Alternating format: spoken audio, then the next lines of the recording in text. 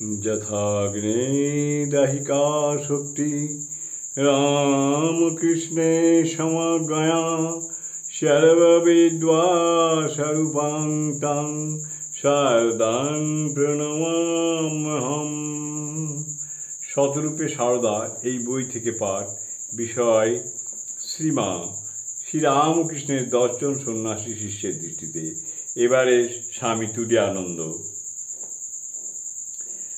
পরম বৈদান্তিক ব্রহ্মজ্ঞপুরুষ স্বামী তুরীয়ানন্দ যখন আমেরিকায় 1899 থেকে 1902, তখন তার মুখে প্রায়ই শোনা যেত মা মা ধ্বনি। শ্রী শ্রী ঠাকুরের অনন্য ত্যাগী সন্তানদের মতো তিনি জানতেন মার কৃপা ব্যতীত বস্তু লাভ হয় না। এই প্রসঙ্গে আমরা তুরীয়ানন্দজির একটি উপদেশ স্মরণ করতে পারি।